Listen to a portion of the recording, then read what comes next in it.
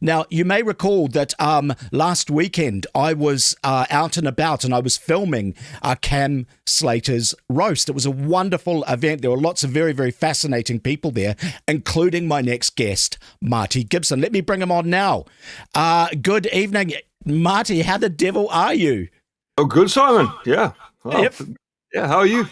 Well, better now I'm speaking with you, mate. It was really tremendous to meet you in person, and we had a fantastic night, don't you think? Yeah, it was great. I mean, I've been trying to get out a bit more lately, and so yeah, it was. I mean, it was great to meet a lot of people for the first time. You, Cam Slater, Brian Tamaki, I had a chat with Barry Soper.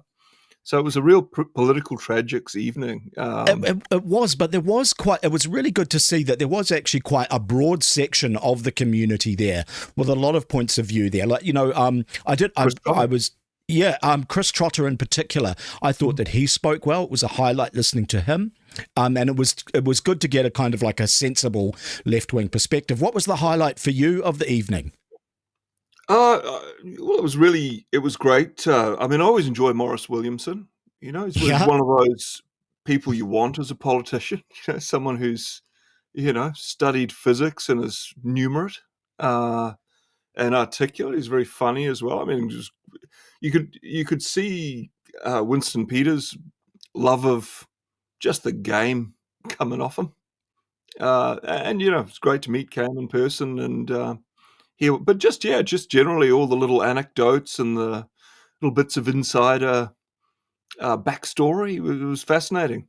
It really was, and I certainly enjoyed it. And for those who didn't see, I've live streamed all of the event, and then I cut up the footage later, gave it to Cam, and he's clipped it up and released it on his social media channels. So if you're interested out there in seeing some of the speeches that were given, people like Maurice Williamson, Barry Soper, Chris Trotter, Winston Peters, Cameron Slater himself. All of that is there and available. Now, the other thing that Reality Check Radio was very well represented at the event, and it was lovely to have the opportunity to meet all of you in person. I did notice, though, amongst the RCR personnel, there is a disproportionate amount of ginger folk. And I wanted to put it to you, well, to really ask the question, do you think that perhaps Reality Check Radio may have lost its soul? Well, I mean, my the lady in RCR that I work most with, Marie Buskey, yes, is ginger, although she's the best kind. She absolutely is. She's like Gina She Davies. absolutely is. Well, look, RCR, well, really, more Voices for Freedom have been very much in the media this week around the presentation to Parliament. And I know hundreds of people who either watched that presentation live or watched it recorded and are certainly talking about it. What was your feeling about that appearance at the Royal Commission of Inquiry into the pandemic? I think they seriously underestimated those women. And when I say it, I'm not really joking. I often compare Alia to Bodicea. Just this person who's living peacefully that they shouldn't have riled up. Yeah. Yes. And yeah. She says herself often, and I think Claire does as well. She wasn't that much of an extrovert. She, never was one for public speaking. But, I'm seeing more and more people realize that if they don't do something, then the idiocracy is going to just take over. And I sometimes quote Plato's adage that those who consider themselves aloof from politics are destined to be ruled by their inferiors. I'm seeing a few people step up in politics after a deep breath who really don't want to. And you really need those people to displace some of those losers who go around high school saying, I'm going to be prime minister one day. You know, I think you're absolutely right. And I have two comments to make about that. The first is that you mentioned Maurice Williamson. And to me, he represents that kind of old school politician where he is actually someone who was really accomplished in life and chose public service rather than being someone like we see who was a student politician and just a career politician. And these are people who are very much our intellectual, our philosophical, and certainly moral inferiors. And it's a real shame. And in fact, I was having a discussion about this, believe it or not, in the south of France with Sir Lockwood Smith, His Excellency as he was then. We're on holiday in the south of France a few years ago, and he made the point about just how problematic it is in New Zealand politics to get the highest caliber of people coming through. He was saying that, look, there's competition, right, between the professions. You have people that are going and becoming lawyers and doctors and financiers and all sorts of possible careers. And the feeling was within the parliamentary precinct that the caliber of individuals that were coming through and presenting themselves to the parties was a lot poorer than it had been. What do you reckon? I think there's a terrible miscalculation when people think that getting younger people into Parliament gives you fresh ideas. It doesn't. It often gives you narcissists who are aping their political mentors, and basically they get frozen in time and they never do the shadow work that you need to. I mean, if I think about me at 25, there's no way I should have been doing anything like that. Now I could, do it better, but I there's no way I'd want to. But just not having done that shadow work means they get frozen in time.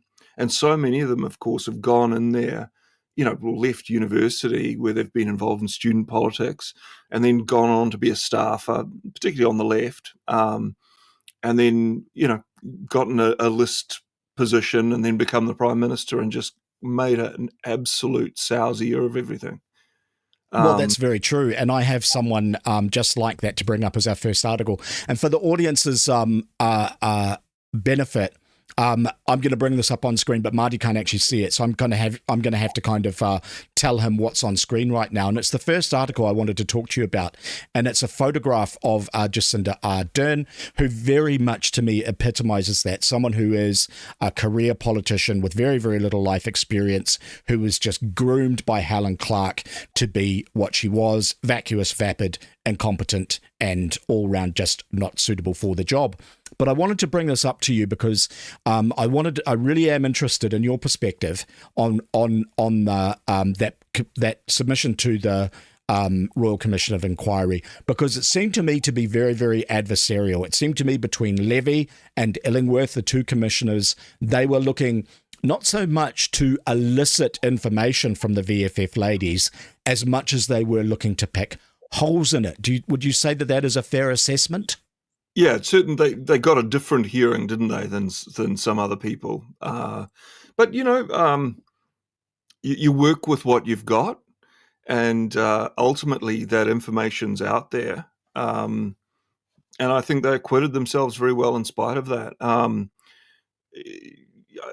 There's always, people who've worked in those systems will always tell you that those sort of commissions are set up to elicit the conclusions that the powers that be desire. I think this one is considerably better than the first one. The first one certainly fitted that description, but I think we're far enough along, and when you're seeing rates of colon cancer in 10 to 15-year-olds go from so small a number as to be practically something that an oncologist might never encounter in an entire career, that they're now seeing them. I mean, the rate of prostate cancer for people aged between 30 and 40, I say people, I mean men, is up 500%. So those numbers are starting to come out, and there's some very, very plain facts that no amount of rhetoric is going to whitewash. No, you're right. And I think you're exactly right about the commission. I've been calling it the Royal Commission of Inquiry. I've been encouraging people not to think that too much is going to come from this. What I think the objective that has been set down by the national government to the commissioners and made very, very clear to them is that this is about lessons learned. It's not about accountability. It's not about the assignment of blame. What they want to do is make Kiwis feel like they were heard, and then through platitudes assuage us that something like that can never happen again. But they are never going to hold the guilty accountable, including the archfiend Ardern.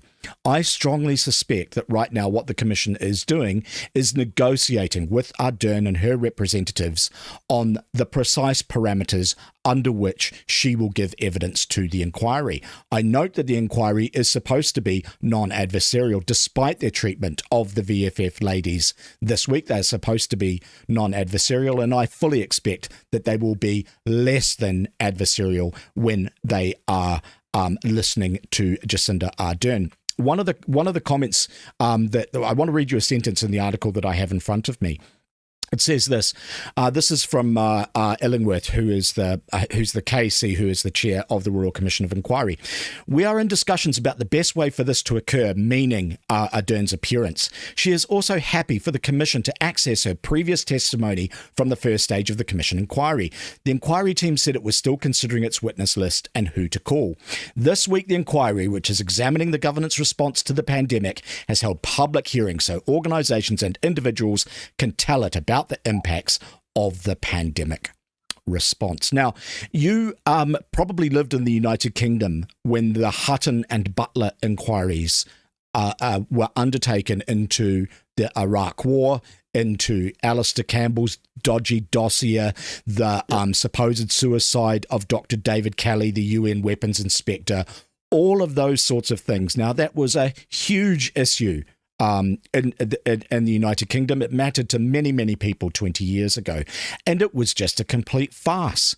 You know, here we have people like Tony Blair and Alistair Campbell, who should have been in The Hague, right? There's just no question. They are absolute war criminals. There's no question about that, and yet it didn't happen. All of those commissions of inquiries did was make the public feel like they had been heard. I would put it to you that that is exactly the purpose of this inquiry. Yeah, well, I mean, when we spoke on Media Matters a couple of weeks back, we discussed that idea that about 70% of people temperamentally like being told what to do. They just want to fit in. They're enough to vote in governments, and if the main purpose of this, even if the facts that absolutely damn the subject of the inquiry are there, if they get enough soothing noises, they do, as you say, think, well, we've been heard, that's taken care of, let's stop living in the past, let's move on. Because, again, if you think about a human community in evolutionary terms, you want about 70% of people just doing what they're told. You only need about 10% of people to really be thinking. And there's been a real effort to dislodge the people who do the thinking from what I tend to think is about 20% of people who are kind of authoritarian, and their role in a small village would be to say, yeah, what those guys say, do that. And so they've set the, yeah, do that people against the people who go, that doesn't seem quite right. And they've said, those people over there, and they've studied this so carefully. They're like, I heard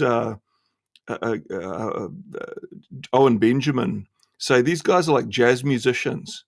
They're just so good at improvising. If things are going one way, they'll start a war or something like that. There are a few moves ahead, and of course they own the media. And they own the media. Global bodies.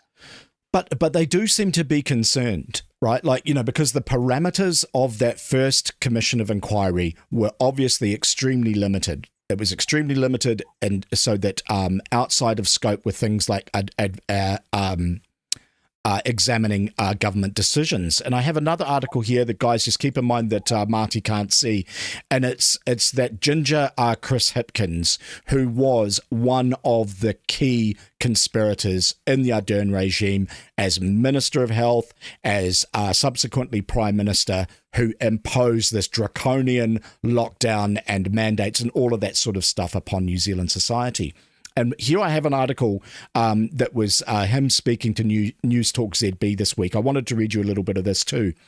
It says this: Chris Hipkins is doubling down on saying the COVID response inquiry's terms seem to provide a platform for conspiracy views. There we go, diminishing any sort of opposition to their ideology. The article continues, the Labour leader also said the second phase that began this week excludes looking at any decisions made when New Zealand First was in government. That is a fair point. Hipkins told John McDonald, opinions from the likes of Brian Tamaki and Liz Gunn deserve to be heard but shouldn't overshadow submissions on other experiences. He says if the government's genuine in wanting it all voices heard, it's important for it not to be dominated by a few people. And of course, that is what it's always been about for these people, is narrative control. One of the other organizations which was astonishing to hear from was FACT. FACT is a propaganda arm, a propaganda arm of the Ardern regime. It was an NGO that was financed at arm's length by the DPMC, and it was heavily involved in the massive disinformation campaign, trying to undermine any opposition to the ideology. And it's really fascinating now, don't you think, that Hipkins is really concerned that there are people voicing an opinion who have a platform that him and Cindy no longer control. Yeah, well, I mean, you take it straight back to what I was talking about before, with about 10% of people think and notice, and they're willing to go out on a limb, and there've been all sorts of experiments confirming this. But I mean, the left's very fond of talking about dog whistling, but that saying, Chris Hipkins using the word conspiracy theorists is a dog whistle to those 70% of people who are temperamentally terrified of being excluded from the herd. You don't want to be one of those people, do you? And it was a common technique in Soviet Russia, to say anyone who objected was mentally ill. And that's why you often, I think I pointed this out the other week, one of the common slurs that people in the more government, less freedom spectrum of politics will say, "Oh, are you off your meds?" It's the same thing. It's it's a dog whistle to people who, I don't want to be one of those people. I don't want to be an Islamophobe. I don't want to be a transphobe. It's very true. Control, and we've got to think seriously. And this is, I'm increasingly seriously thinking about, well, what do we do about that?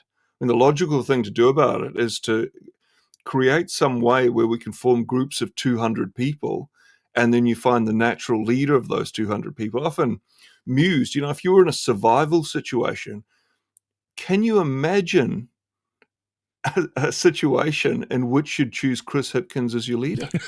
Right. Well, that's a very good point. He'd start crying, and you'd be thinking, that little guy's making a lot of noise, and I bet he tastes like Coke and sausage rolls. You'd eat him before you had him as a leader. But that's true. But I've got to tell you, very true.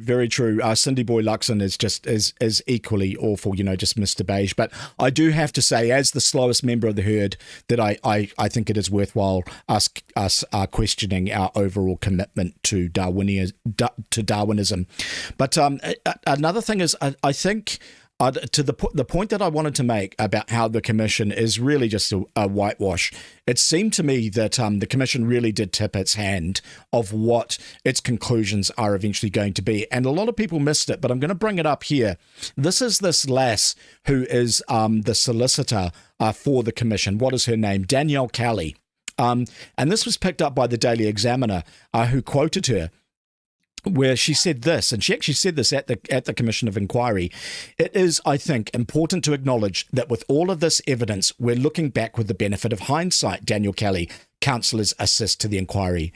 is it important that New Zealanders view their experiences as looking back with the benefit of hindsight, asks the Daily Telegraph. And I think that is a particularly good question, because in point of fact, it isn't so much hindsight, because people were raising issues at the time and they were dismissed, they were deplatformed, some of them were even investigated and prosecuted. This is not so much the benefit of hindsight when people at the time were saying, no, Jacinda, you should not be throwing out our previous pandemic response and just winging it. No, Jacinda, you should not be suspending the New Zealand Bill of Rights. No, Jacinda, you should not be prosecuting pregnant journalists for wanting to return to their own country. So what do you reckon? My opinion, I've got no confidence in this inquiry. I just think it is just theatre, and that is the big excuse. We're just looking back from the hindsight, and if we knew then what we know now, we would have done things differently. I think that's the excuse they're going to use to excuse Grant Robertson, Ashley Bloomfield, Jacinda Ardern, and Chris Hipkins. I spend quite a lot of time with doctors. My wife's a doctor, my father's a doctor, my father-in-law's a doctor. I professionally work in a medical industry, so I'm going to conferences, I'm talking to a lot of doctors, friends, and I observed very early on in the pandemic that doctors were divided into two, essentially.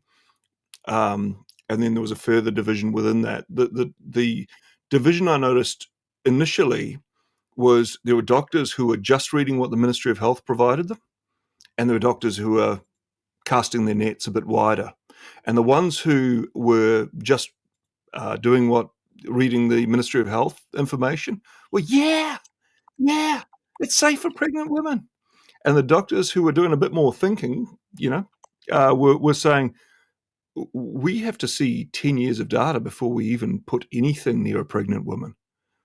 Or they might have been saying at the time, I've looked at this. Every time they've tried an mRNA vaccine for against coronavirus on rats, they've all died of AIDS. I used a pretty blunt instrument partly. I always say, if someone's giving me medical advice and they can't pronounce it, I tend to think, well, they're too stupid to be giving it. So when just Ardern was telling me to get vaccinated. That's a good rule. That's a good rule. You're probably too dumb to be going, yeah, it's fine. And even within those two groups of doctors, the ones who worked out what was going on were divided into two. The ones who were willing to take the hit and risk their careers they've done. It takes them a long time to get there. And the other thing is, I'm not so much with female doctors who are often, quite autistic and quite socialist, you have to say. So they loved Jacinda and trusted her implicitly. But often they're bookish types, and a lot of these young guys who become doctors get crash tackled at the finish line by a lady who's always wanted to marry a doctor. So they might earn $5,000 a year, but they're pretty quickly having to pay to make payments on a house with a nice view that she can take her friends through, or an Audi Q7 that she can use to drop the kids off with. So they can't stop the machine. And one of the things that shocked me most at the time was when, I was seeing doctors I knew were getting letters from the Ministry of Health saying, if you say anything that's going to make people vaccine shy or, anti-vax, or that contradicts the advice of the Ministry of Health, we're going to take your practicing certificate off you.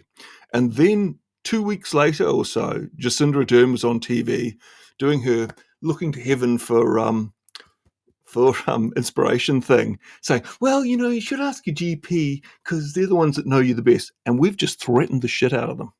Yes, that's right. It's You know? that chilling effect. I mean, it was absolutely deliberate. It's all about that nudge theory stuff. It's right. You know, you put a head on a pike, you absolutely prosecute the hell out of some doctor for Yep. the high crime of prescribing ivermectin, and it chills all of the other doctors who know that their medical association is against them and that the government is coming after them. So it's all about, it's the same. You know, don't forget, 3 years ago, if you said on Facebook that you thought COVID may have come from a Chinese facility, your account got closed, right? That was information that Facebook was feeding back to Jacinda Ardern's office, that Jacinda Ardern was sharing with her NGO apparatchiks, the people like FACT and so on and so forth, to suppress any sort of dissent. And you are right to make the point that they weren't just doing that to the general population, they were doing that in the professions as well. They were doing it to doctors, they were doing it to scientists, anyone and absolutely everyone. And I can be absolutely certain that no one inside that Royal Commission of Inquiry is going to look at anything like that. But talking about people that are disappointed, the next article I wanted to bring up to talk to you about is Tanya Unkovich. For those who don't know, Tanya Unkovich has been an incredible performer as a first-term New Zealand First MP. She has been a solid. She's been a brick. She's been an absolute rock on things like the pandemic inquiry and on things like resisting gender ideology, discouraging the left from the child endangerment that they engage in, and about putting men into women's spaces and women's sports. But of course, she has resigned, and it's a real loss. And the other crazy thing about it is she resigned outright. She didn't just say, as most politicians do, for family reasons, I'm not going to stand at the next election. What she did was she resigned from Parliament and the party. Now, I have not actually heard what her reasons are for that, but I strongly suspect it's because she does not believe that this inquiry is going to actually do its job, hold the guilty accountable, and to tell the truth. What do you reckon? Well, I mean, she didn't say she's going to spend more time with her family. She said she was going to spend more time with the private sector. But yeah, I mean, I suspect she got in there and was just horrified at, well, what do they say in the public sector? The process determines the outcome. And so you've got all these people saying all these fine words about the outcomes that they want, but they've got all of these public servants working against them, white-handing them. I think, I mean, you know, I don't know what went on with her either. And I agree with you. It is a loss from Parliament having anyone who wasn't there through the whole thing towing the party line and, you know, refusing to speak with the protest at Parliament. Yeah, I think in the fullness of time we'll find out what actually went down. But it was a sad loss, and I have to say it did give me a sinking feeling because I liked having her in there too. I did too. All right, look, I think we should probably turn to some of the comments. Good evening, everyone out there in the audience, and thank you, PLJ, for the moderation and highlighting some of the comments. I forgot to sync the chat, so I've only just done that, so I've only seen about 20 of them. But good evening to Real Kiwi Man. Excalibur is here from London. Good evening. Excalibur, do you remember those puppets at the fridge in Brixton? I remember there were the puppets that danced over the top of the crowd. There's, you know, like 20-foot tall puppets. They were just absolutely mad.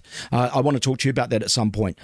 Real Kiwi Man says, Jerry Brownlee knew he was going to be in government at intermediate school. Did he actually graduate from intermediate? Debbie says, walk of shame, that woman. I hope she gets her just desserts. I absolutely do too.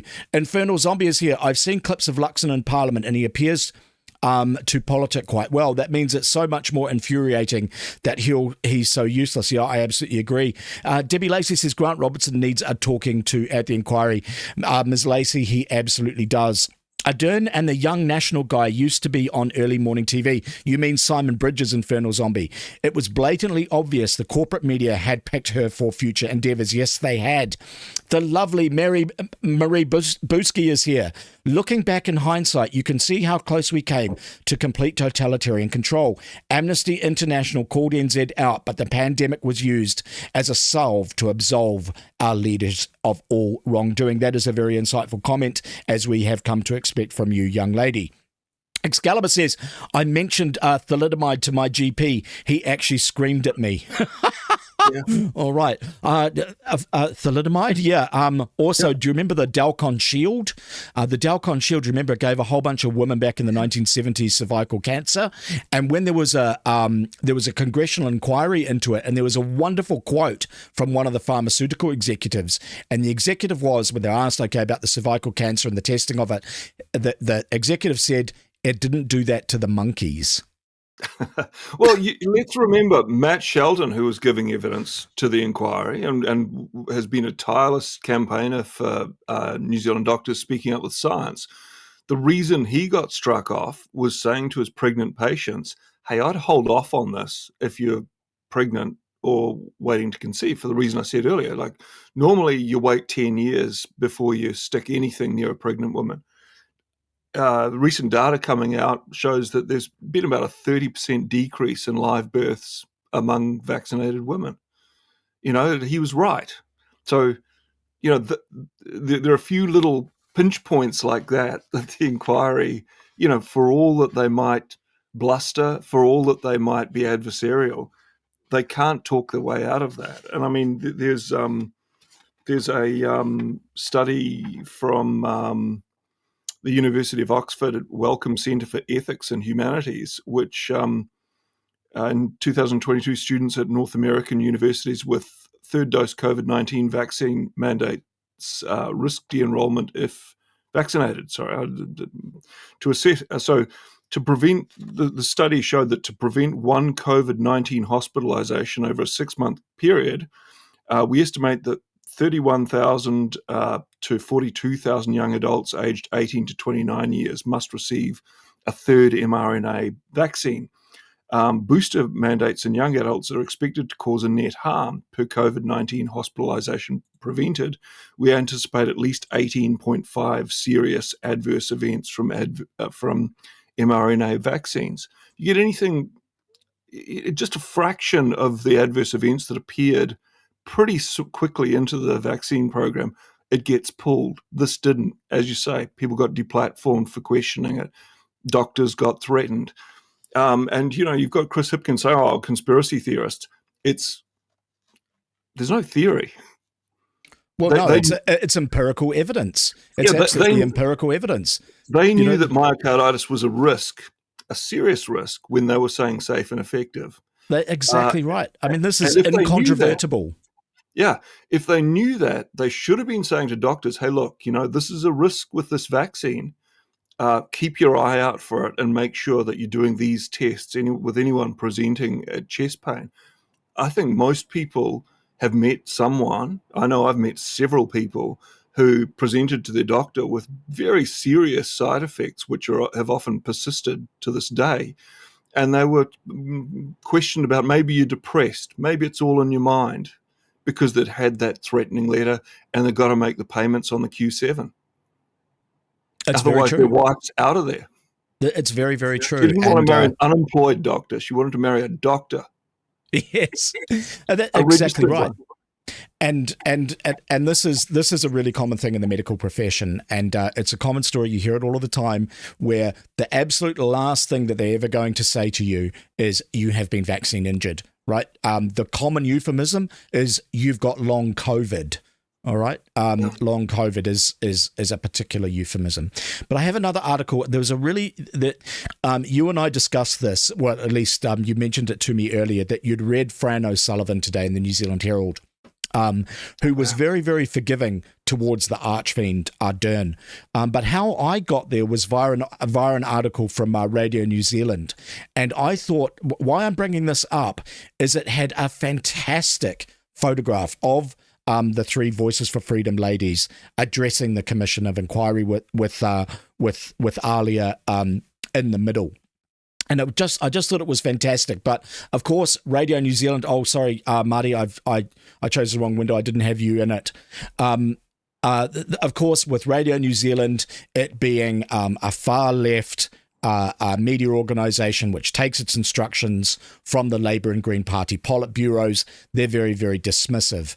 What was a little bit less, what was more disconcerting was so did Fran O'Sullivan. And, you know, Fran O'Sullivan is normally pretty good at the New Zealand Herald, at NZME. She's one of their senior journalists. She tends to be relatively sensible. But in this, she was really, really dismissive towards accountability. And I wanted to read you some of it. This is Fran O'Sullivan, guys, in today's New Zealand Herald NZME. Cut Dame Jacinda a break. All manner of business egomaniacs have been putting the boot into her in recent days, polishing their own brands in just the way she is accused of having done to hers. Just move on, please. It is sickening, time-wasting, polarising, sowing dissension when this country could more usefully focus on setting an ambition that might persuade more talented New Zealanders to build their futures here instead of heading for the departure lounge. What did you reckon about that, Marty? It was astonishing. But, I mean, you know, they're in pretty deep, New Zealand's media. You know, you'd be looking pretty hard to find Fran O'Sullivan having asked any serious questions with readily available data of the government. So, you know, she's got a dog in the fight. I mean, it was incredible the way she speculated as well that that one of the reasons that people began, you know, her popularity began to wane was her government's tardiness in getting sufficient New Zealanders vaccinated before the mid-August 2021 Delta outbreak, which helped pave the way for a punishing Auckland lockdown. I think there was a bit more to it than that. But, you know, it was a very... I mean, I read some of what Fran O'Sullivan writes about China, and I can't help but wonder whether she's a bit compromised there, and I wonder if she's a bit compromised here for some reason. Yeah. Well, it's you're right, and because of course they took the Public Interest Journalism Fund bribe to hand over editorial control to the Ardern regime.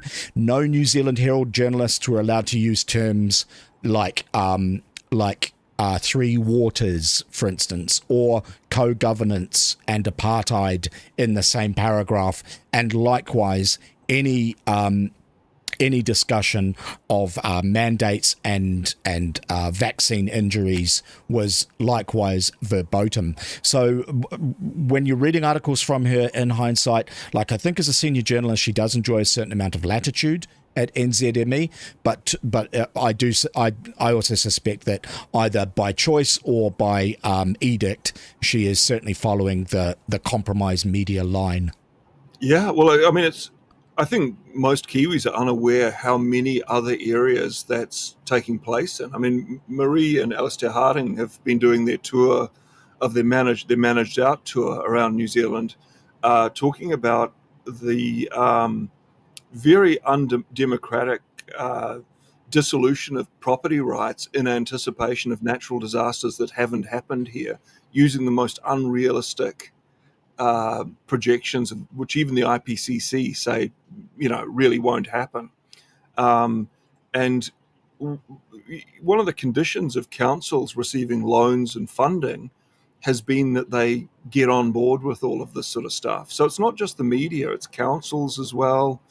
You know, and there are all sorts of UN agreements which we're signatory to about what sort of sex education has to be taught. Democracy's been really badly compromised beyond how compromised it is just by giving the majority of people the vote, when the majority of people, you know, are quite happy being told what to do and not questioning. So it's I think you're right, and that is an argument that I would make to Fran O'Sullivan, that a part of the social contract, that I would argue that in general, the social contract is breaking down. We're seeing this in the West, where people put a certain amount of the social contract is you give up your personal right to violence, you hand over the right to violence to the state, and the state keeps order, and there's an order to things, and you can rely upon the mechanisms of a democracy, so that if you are in any way injured or inconvenienced, there are mechanisms that can handle that in a civilized manner. And it's a sort of an abstraction to stop people from fighting with one another. And it just makes sense, and it's worked for thousands of years. But I would argue that it is breaking down. I would argue to Ms. O'Sullivan that people really don't like when we are seeing the elites able to commit serious crimes and never be held accountable. This is what is going to destroy the MAGA movement and Donald Trump. The fact that Jeffrey Epstein had a whole bunch of clients that he was selling little girls to, and that Ghislaine Maxwell is in prison for, and yet all of those people are protected. Same thing with Ardern and Bloomfield and Hipkins and Robertson. You know, these are people who need to be held accountable, and if they are not, then people start to look at alternatives. If the populace doesn't believe that if it loses faith in that social contract, then they look to achieve justice via other means. There's an example of this that's come out of the United Kingdom over the last week or two, where I have seen numerous conservative commentators saying things like one of whom was the GB News presenter Leo Kearse, saying, look, Britain is one beheading inside the United Kingdom away from sectarian civil war. Right, you know, there's this, and people are really, really bitter about the fact that the rule of law no longer seems to apply to some, but very much does seem to apply to others. We saw this ourselves today. Like, there's been huge amount of commentary you've seen in social media over the last couple of days about a 23-year-old girl who was sentenced to 2.5 years in prison here in New Zealand as a shoplifter. Right. Well, it's like, okay, well, she, you know, she's a Caucasian girl, 23 years old, who shoplifted, and the justices threw the book at her and actually gave her a prison sentence. Conversely, we have Golriz Garriman, who stole twice as much as that, and more than it, you know, the state absolutely rolled out the red carpet for her. She was given a conviction which she was entitled to and tried to have overturned. She had meetings, coffee with Jerry Brownlee in Federal Street, trying to, you know, smooth over her hurt feelings and all that sort of thing. And this is iniquitous, and it drives people wild, and it breaks down the social contract. Do you think I'm being reasonable here, or do you think I'm overstating the effect? No, absolutely. You know, something that has become clear to me in the past few years is that there are some market forces, if you like, where government loves anything that makes people demand less freedom and more government. And so things that, incompatible immigration suits that, fatherless children suits that, school systems that leave children functionally illiterate and innumerate after 10 years of education suits that. And I think it's interesting to see some of those, you mentioned Jeffrey Epstein before, starting to be discussed. I mean, Tucker Carlson laid it right out and said he was a Mossad agent, you know, and his primary role was there to collect footage that was going to be leveraged to get people doing what the deep state wants them to do. Yeah, compromat is the term for that. And it's just standard stuff. The deep state, I read somewhere, I thought it was excellent. Picture it as a network of blackmailed pedophiles. I think there's good cause, and I'm often suspicious about the number of men in leadership positions who are married with children and sound gay. You just think, did you go to a conference and get sat next to a good-looking guy and have a drink that tasted funny? Woke up in a funny room. A few missed calls. Wife sprinted down, thought you'd gotten away with it, and then you get called into a meeting showing the footage. Yeah. Well, you would believe it. All right, look, I better turn to some of the comments in the chat. Debbie Lacey says you never get any jabs while you're pregnant. That is wise advice. If I get pregnant, there's something very wrong. Infernal zombie. Yeah, but we can give it a go. I'm happy to. Real Kiwi says 2 polio vaccine batches bought from Canada. And 6, 1 batch contaminated monkey virus. Info lost. I don't know what you're talking about there, chat, but do tell me more.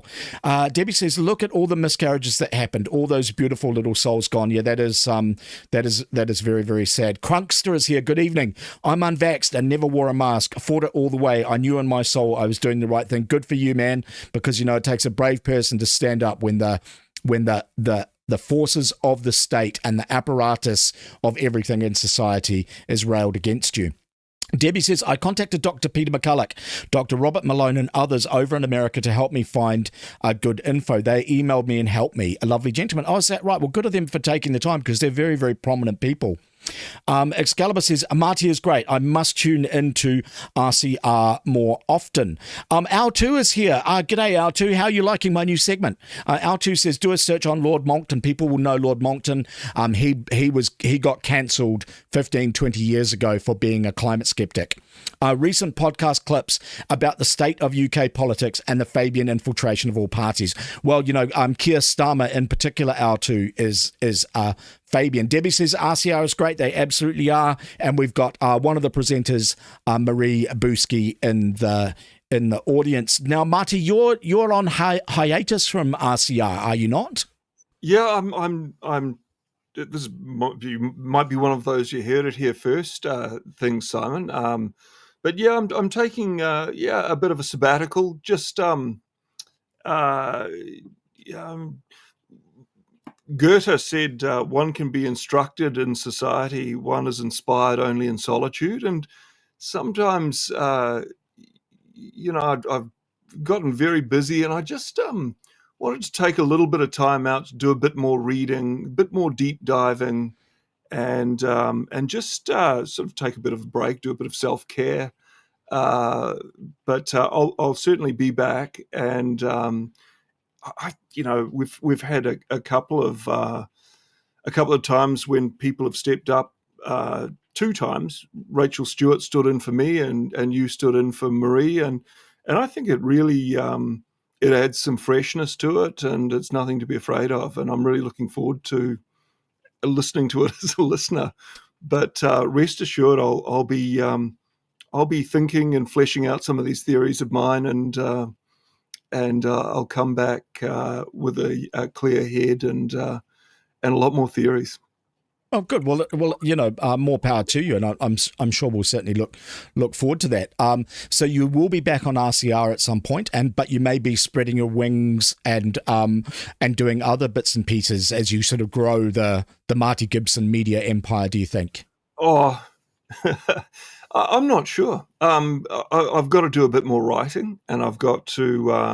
There are a few projects that I'm looking forward to giving more time to. I've been trying to persuade Alistair Harding to do a project with me because I love his work. I mean, his Managed Out movie was just absolutely fantastic, and all the work he and Marie have done on RCR 360 has been first rate. And I think, it's when COVID first hit, people were asking me to write articles, and the thing that bothered me was the volume of really good articles that weren't getting cut through. I think there's a lot of thinking to be done around how do we reverse some of the social engineering that's taken place to allow us to be controlled so effectively, and allow so many just half-wits to be given platforms. I mean, you mentioned fight against conspiracy theories. I mean, I know one person in particular who's involved in that, and you know, she is dangerously unstable and really not that clever. No, And that's the thing. That's the thing. And it really is. And it is quite disconcerting. Two aspects of what you just mentioned. The first is that you're right, that there isn't the cut through. Why write an article when something has been written better elsewhere, or at least as good? Why add to the noise of it when you can just say, look, go and read what this person over here has read? And you're left wondering, well, why is it that is not getting cut through, as you say? Whereas the countervailing perspective, which is often ignorant and government funded, is platformed absolutely everywhere. And we talked about this last time with the 500 people at that demonstration that the Freedom and Rights Coalition had. So you do get that. So it is quite demotivating in that regard. It's like, why should I write an article that's been written better elsewhere that no one is probably going to read, particularly while the forces of darkness are platforming anyone and everyone who has a countervailing perspective. And you see this all of the time, like watching that woman from Fact present in front of the. Jacinta Watson. I mean, that was just, it was astonishing that there wasn't any sort of curating to just see, like, why would you have a person like that who is just so obviously ignorant and uninformed and ineloquent and unerudite presenting to a Royal Commission of Inquiry? How is it in New Zealand that someone like that is presenting to what is a very, very serious mechanism of our democracy? Yeah, well, I mean, there were so many examples of groups like that being funded. I remember, and I can't remember, it had a long, convoluted Maori name that I can't reel off. I'm sorry, but I remember reading this group of intellectuals had written this report, around COVID, and there was a German professor there who was East German, who was bemoaning how when the Iron Curtain came down, suddenly German citizens were all competing to buy consumer goods. And another Maori academic saying, one of the good things about COVID is it's going to reduce inequality, as businesses get squeezed.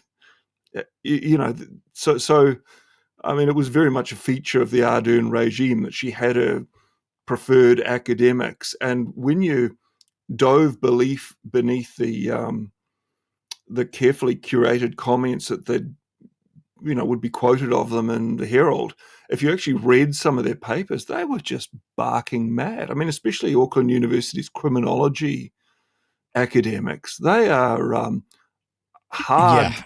left Marxist, describe themselves as Marxists, want to abolish prisons. And so that's why that crime explosion happened. But I mean, going against that, I mean, I ordered my copy today of The People's Position, and I'd love to, give that a plug, because it's the women of RCR that we were talking about who they basically collated about 280 pages of the evidence. And so if you want something to see, I mean, when the evidence was available and what evidence was available, and it'll give you an idea of what was ignored to create the situation that now we're being told, oh, well, that's with the benefit of hindsight. It's got the Pfizer trial data you were never shown, the government's role in shaping the public narrative, DNA contamination in Pfizer vials, myocarditis reports were delayed, denied, and utterly damning, mandates that were medically unsupported and ethically unjustified, excess mortality in the Coroner's Act changes, and it goes on. I mean, the information's there, as I said before. You're right. A lot of it's always been there. Yeah, you're right. And it is comprehensive. And for the audience, the document that Marty's talking about is the evidence that was presented to the commission. And that was the 250-page document that Voices for Freedom has collated over the last 5 years to put forward to the Royal Commission of Inquiry, it is by all accounts absolutely definitive, and it's being sold on their website. You can buy it. I think it's a soft back. I think it's a soft cover, but it might even be in hardcover. But it's $47, and you can read the effectively what I believe, having not read it yet, is going to be the definitive resource about New Zealand's COVID response. So like you, Marty, I'm really looking forward to getting my hands on a copy of that and going through it. And I think that will particularly inform any criticism of the Royal Commission of Inquiry's eventual determinations. Yeah, it's great. If you are someone who notices things and you are willing to take a stand when other people just are terrified of being left out of the herd, this gives you some very good, incontrovertible information to take to those discussions of say, I don't believe in conspiracy theories. Well, objectively, the live birth rate's down 30%. We've got this much increase in disability. It only takes a few facts and that gives you a string to pull on, and the whole thing unravels pretty quickly. It really does. In the comments, we've got Ms. Busky says, and let's not forget, she gleefully admitted to actively deplatforming alternative views and petitioning the employment of those who are found foul of their mania. And that's before you get to the tens of thousands of dollars they receive from the deputy from the Department of the Prime Minister to be a paid troll. It wasn't enough to look like one. You're exactly right. And Marie is talking about the representative of fact. Now, the other thing that was really interesting there was a document came to light I saw from the lady whose name I forget. Is it Ms. Butler, who produced the Rivers of Freedom documentary? Right. I did speak to her. She was at Cam's thing as well. She's from Christchurch. Oh, yes. Well, she released an OIA response, Marie, which went into how much they were working hand in hand with the Prime Minister's department to manipulate the 2023 election. So by then Ardern was gone, but those guys were still employed looking to influence the 2023 election. I'm going to be digging into that story more, and I'm going to have more to say about it. But that OIA response, which you can see on Chris Lynch's X, that she posted there, a link to the Google Doc, is astonishing to read. If you want to see how the government, the Ardern regime, and subsequently Hipkins were spending public money looking to influence elections, that document is absolutely damning evidence. But I'll have more to say on that later. Let's not be naive as well and think that it was Ardern and Hipkins leading it. As I said, if you're in a survival situation, you're not going to choose them as leaders. Their job was to look pathetic to an extent that no one was threatened by them, and be the velvet glove on the iron fist. And both of them, and this is another thing that New Zealand's media just judiciously refused to touch.